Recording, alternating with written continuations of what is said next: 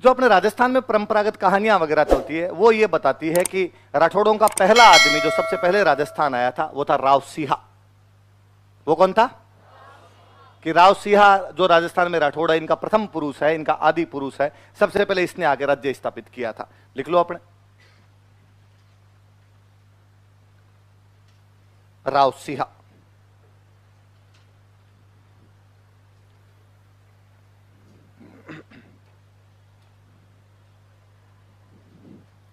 राव सिंहा पहला बंदा कौन आया था? राव सिंहा अपने सबसे पहले यहां पर आया था। अपने जो भी यूं कहानियां जो भी चलती है या जो भी कोई पोथियों में पुरानी किताबों में लिखा तो ये माना गया कि राव सिंहा कन्नौज से आया था। कहां से आया था?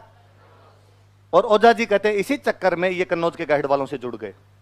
ये कहते हैं कि एग्जैक्टली कन्नौज नहीं, कन्नौज के पास में एक जगह पे, कन्नौज के पास में बदायूं थी। कन्नौज एक बड़ा शहर हुआ करता था। हम पढ़ेंगे कि भारत की राजधानी थी। राजा हर्षवर्धन बने थे और हर्षवर्धन के टाइम में पूरे नॉर्थ इंडिया की कोई राजधानी हुआ करती थी तो कौन सी थी? कन्नौज। तो कन्नौज एक बड़ा शहर था, तो किसी लिखने वाले ने कन्नौज मान लिया कि आप कहां से आए, तो हम क्या कहते हैं कि भाई कहां से आए थे? कन्नौज। बाकी एग्जैक्टली वो जो शहर है जहां से वो लोग आए थे वो कौन सा था? बदायूं। आए तो उधर ही थे, पर ऐसा मानते हैं कि पहले ये साउथ इंडिया में थे। साउथ इंडिया से किसी टाइम में ये यूपी आ गए थे और यूपी से किसी टाइम में राव सिंहा नाम का एक आदमी कहां पे आ गया था? राजस्थान आ गया। कहां गया था? इसकी भी खूब अलग अलग कहानियां। और ऐसा कहा जाता है कि अपने यहां पे पालीवाल ब्राह्मण हुआ करते थे। कौन हुआ करते थे? पाली वाले इलाके में पालीवाल ब्राह्मण हुआ करते थे। व्यापार किया करते थे। काम क्या करते थे पंडित जी, पर काम व्यापार का करते, ट्रेड किया करते थे। इस इलाके के अंदर लूट मार ज्यादा होती थी। पाली के आसपास वाले इलाके में जहां पर ये पालीवाल ब्राह्मण रहते थे, लूट मार थी, लुटेरे रहा करते थे। इसलिए इनको कोई एक बंदा चाहिए था जो इनकी रक्षा कर सके। राजाओं के राज में सीधा सिस्टम हुआ करता था कि राजा तुम्हारी रक्षा कर देगा, तुम राजा को टैक्स दे दो। क्या होता था? राजा जनता की क्या कर देगा? रक्षा, और जनता उसको क्या दे देगी? टैक्स। तो जनता खुद चाहती थी कि कोई एक बंदा आए जो हमारी क्या करे? रक्षा। उसके बदले में हम उसको क्या दे देंगे? टैक्स दे देंगे, सिंपल सा। तो कहते पालीवाल ब्राह्मण इसको इनवाइट करके लाए थे और इन्होंने कहा था कि सर प्लीज पधारो हमारे देश, इधर हमारी लुटेरे तंग करते हैं, आप आओ, इन लुटेरों से हमें मुक्ति दिलाओ, हम आपको क्या देते रहेंगे? टैक्स। तो राव सिंहा कन्नौज से इधर राजस्थान आया, या कन्नौज के पास में बदायूं नाम की जगह से आया था। ये किसकी सहायता के लिए आया था? किसकी सहायता के लिए? लिखो, यहां पे आके बाड़मेर में एक जगह पड़ती है खेड़। कौन सी जगह पड़ती है? इसको राजधानी बनाया था इसने। तो ये राजधानी किसको बनाता आपने? लिख लो, राजधानी कैपिटल खेड़। और खेड़ फिर कहते हैं यही 1273 के आसपास में, और पाली में एक जगह पड़ती है बिट्ठू। कौन सी जगह थी? पाली में एक बिट्ठू नाम की जगह है। यहां पर गायों की रक्षा के लिए कोई युद्ध हो रहा था, ये लड़ने के लिए गया था, गायों की रक्षा के लिए लड़ते हुए इस युद्ध के अंदर मारा गया था। तो बिट्ठू के अंदर छतरी बनी हुई है। तो राव सिंहा की छतरी कहां पर बनी हुई है? अपने याद रखने वाली बात है कि राव सिंहा की छतरी कहां पर है? बिट्ठू। पालीवाल ब्राह्मणों की सहायता के लिए आया था। जैसी कहानियां हैं खूब सारी इसके बारे में, बड़ी जोरदार सी कहानी है। कहा जाता है कि इसके पिताजी जो थे उनका नाम था सेतराम जी। क्या नाम था? सेतराम जी नाम करके इसके पिताजी हुआ करते थे। और सेतराम जी के 100 बेटे थे। कितने बेटे थे? या तो कौरव 100 भाई थे, या सेतराम जी के बेटे कितने थे भाई? 10-15 रानियां हो, 5-6 का एवरेज हो जाए तो कितने बेटे माने जाते हैं? 100। अरे तो कहानियां हैं। सिया के बारे में कहा जाता है कि सिया जो था, तो सिया के बारे में एक लाइन ही बोलते हैं कि गुणचा सा सियो बडो सिया बड़ा 50। गुणचा सा सियो बडो सिया बड़ा 50, मतलब 49 से तो सिया बड़ा था, सिया से बड़े कितने थे? 50। तो बताओ बच्चों, सिया कौन से नंबर पे था? बताओ, रीजनिंग का सवाल है। 50 पे। वापस सुन लो, कौन से पे था?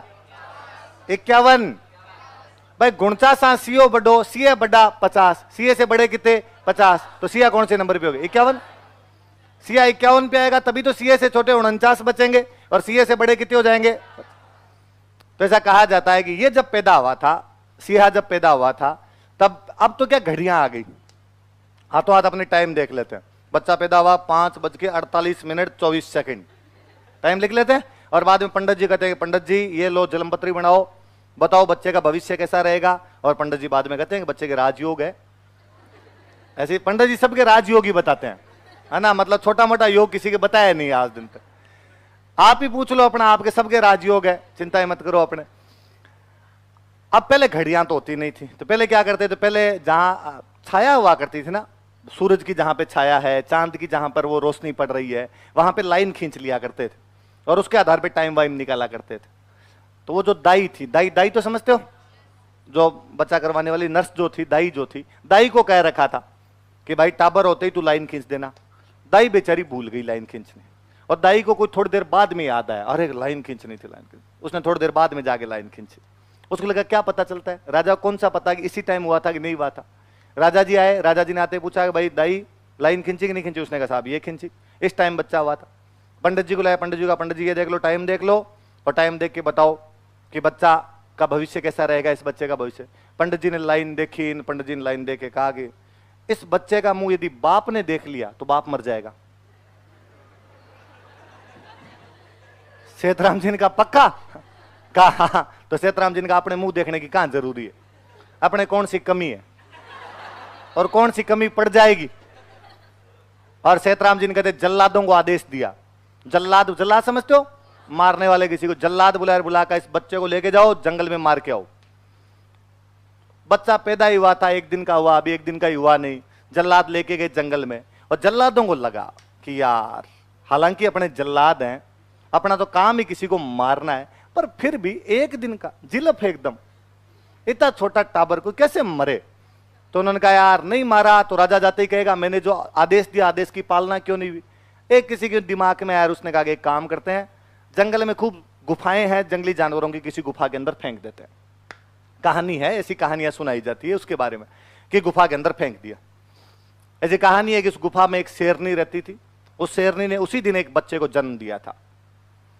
उसी दिन बच्चे को जन्म दिया, वो सो रही थी बच्चे के साथ में, इन्होंने वो टाबर फेंका, वो टाबर लुढ़कता लुढ़कता उस गुफा में उस शेरनी के पास जाके गिर गया।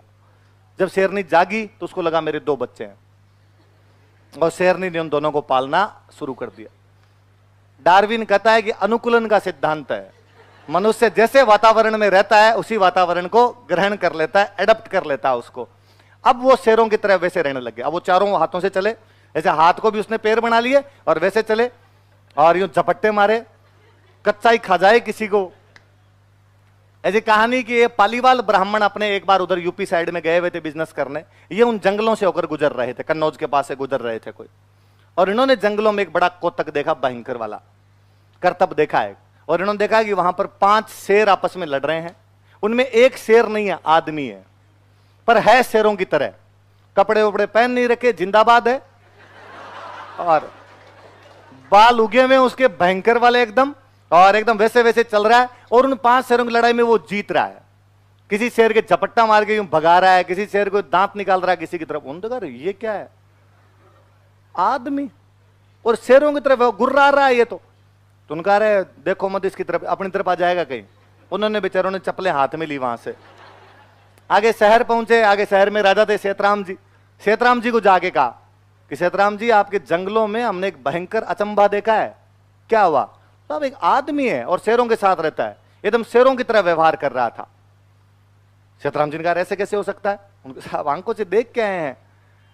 वो जल्लाद वहीं पर बैठा था, और जल्लाद खड़ा हुआ, उसने कहा साहब गलती माफ करो तो मैं एक बात बताऊं। सेठराम जी ने कहा 7 खून माफ है, तो बता क्या बात है। उसने कहा सर वो जो आपके 51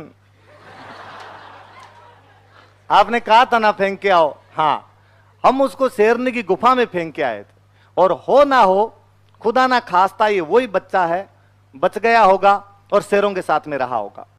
और सेठराम जी का जीव भर के आया। सेठराम जी को लगाया यार अपना टाबर इस प्रकार जानवरों के साथ रह रहा है, सेना भेजी के पकड़ के लाओ। बिना सेना के तो पकड़े कैसे उसको? पहले कोई तीर वीर मार के घायल किया होगा उसको, फिर उसको पकड़ के लाए। पकड़ के लाके उसको मिनक दिखाएगी, ये मिनक है। तो क्या गुर्रा रहा है, आराम से बैठ जाए इधर। फिर उसका कच्चा नहीं खाते, रोस्टेड भी कोई चीज होती है। और गुर्राना नहीं है, बोलना है। दांत इसके नाखून काटो रे, नाखून काटे, दांत छोलो थोड़े आगे से, कपड़े पहनाओ, क्या ऐसे घूमता रहता है।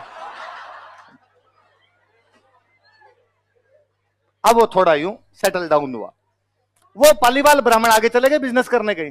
थोड़े दिनों बाद पालीवाल ब्राह्मण वापस लौटे, वापस राजा के दरबार में गए और राजा को जाग कहा सेतराम जी को, सेतराम जी हम एक बात बता गए थे, क्या हुआ? सेतराम जी ने कहा थैंक यू यार, अपना ही बेटा है ये रहा। उनसे क्या बात करते हो, आजकल तो एकदम सही है। अरे एकदम रेडी है मामला आपको। और यार तुम बताओ मेरे लायक कोई सेवा हो तो। और पाली वालों ने हाथ जोड़े। उनका साहब हम जिस साइड में रहते हैं हमारे को राजा नहीं है, यदि को राजा भेज दो तो हमारे थोड़ा ठीक रहे और हमारी वहां पे रक्षा वगैरह कर ले। सीताराम जी ने कहा खूब, अपने खूब सारे बेटे हैं, किसी को ले जाओ। उनका साहब और किसी को नहीं, वो शेरों के साथ रहा था इसलिए नाम सिंहा है। नाम क्या है? फिर कहानियां कहती है कि राव सिंहा 8 घुड़सवारों के साथ राजस्थान आया। कितने घुड़सवारों के साथ? 8 20 8 बार 160 कितने हो जाएंगे? पहले गिनती 20 तक की आती थी, तो फिर 8 20 वैसे बोला करते थे। तो 8 घुड़सवारों के 160 घुड़सवार लेके यहां पर आता है, यहां पर अपने खेड़ पे कब्जा करता है, पाली वालों का राजा बनता है, जो लुटेरे थे उनको भगा देता है। ऐसी एक लूट के अंदर कोई लुटेरे आए हुए होते हैं, वो लड़ाई करने के लिए जाता है, उस लड़ाई में वो लड़ता हुआ मारा जाता है, उसकी छतरी बिट्ठू के अंदर बनी हुई। आई बात समझ में? ये कहानी है ऐसी। जोधपुर का जो मेहरानगढ़ का किला है उसके अंदर एक फोटो भी लगी हुई है, एक चित्र लगा हुआ, एक पेंटिंग लगी हुई है, जिसमें ये जो मैं आपको घटना बता रहा हूं इसकी पेंटिंग है कि शेरों की लड़ाई हो रही है और उस शेरों की लड़ाई में एक आदमी है पर वो शेरों की तरह बिहेव कर रहा है और उनमें जीत रहा है। जो मैंने बताया कि वो जंगल का जो दृश्य है वैसा कुछ वहां पर है। कितनी सच्ची बात रही होगी, कितनी झूठी रही होगी, कहानियां जुड़ते जुड़ते जुड़ते जुड़ते चली जाती है। ये भी हो सकता है छोटी मोटी इधर उधर की कुछ बात रही हो, हमने जोड़ ली हो थोड़ी अपने हिसाब से, समय के साथ से कहानियां अपना मार्ग खुद परिवर्तित कर लेती है, अपने हिसाब से शब्द चुन लेती है। पर फिर मुझे लगता है कि यार कहानी झूठी रही होगी, एकदम झूठी रही होगी, एकदम काल्पनिक ही रही होगी। पर इस जोधपुर के अंदर अंग्रेजों का एक बंदा कई साल रह के गया था, 3 साल रह के गया था, रुडयार्ड किपलिंग। कौन सा बंदा रह गया था? रुडयार्ड किपलिंग नाम का एक बंदा इस किले में 3 साल रह के गया था। उसी बंदे द्वारा एक किताब लिखी हुई है, जंगल बुक। कौन सी बुक लिखी हुई है? उस जंगल बुक के लिए उसको 1907 में नोबेल पुरस्कार मिला था, जो किसी भी अंग्रेज को साहित्य का पहला नोबेल पुरस्कार था। लिटरेचर के लिए फर्स्ट नोबेल किसी अंग्रेज को मिला था, रुडयार्ड किपलिंग है, जिनकी बुक का नाम था जंगल बुक। उस जंगल बुक के अंदर एक कैरेक्टर है मोगली। कौन सा कैरेक्टर है? जो इसी प्रकार जंगल में पशुओं के साथ रहता है पर मनुष्य है, पर पशुओं की तरह व्यवहार करता है। और हम सब ने छोटी क्लासों से वो कविता सुनी होगी कि जंगल जंगल बात चली है, चड्डी पहन के फूल खिला है। सुनिए वो, उस मोगली को हम सारे जानते हैं। कालांतर में उस जंगल बुक पे मूवी बनाई गई और मूवी ने भी खूब अवार्ड्स जीते। जहां तक मुझे याद आती है वो ऑस्कर ही जीत गई थी मूवी। हो ना हो, रुडयार्ड किपलिंग देख के जोधपुर में गया था। ये कहां देख के गया था? कि उसने पक्का ये पेंटिंग देखी होगी और पेंटिंग देख के कहा होगा अरे ये क्या है। अपने वालों को इनको नहीं जानते, बस कैसे? ये हमारे सीओ जी है। तो तुम्हारा सीओ जी ऐसे जिंदाबाद और शेरों के साथ कैसे है? उनका साहब शेरों के साथ रहे थे, बचपन से लेके इतने साल तक तो शेरों के साथ ही रहे थे, उनके साथ ही रहते थे, उनके साथ ही खाते थे, शेरों को ठोकते और थे पकड़ पकड़ के। इसलिए हमारे तो सिया जी का नाम ही क्या है? सिया। अंग्रेज इंटेलिजेंट थे, उसने कहा ये प्लॉट अच्छा है, कहानी इस पर अच्छी बनाई जा सकती है। हमारी कहानी दुनिया बेच खाई, पुरस्कार जीत गई। मैं आपको पहली बार सुना रहा हूं, आपने पहले नहीं सुनी होगी। हम मोगली को जानते हैं, हम रुडयार्ड किपलिंग को जानते हैं, हम जंगल बुक को जानते हैं, हम हमारे सिंहा को नहीं जानते। किसको नहीं जानते? इस बार जब भी मोगली देखो तो मन ही मन गणा के सिया है। कौन है वो? चलो तो अगला।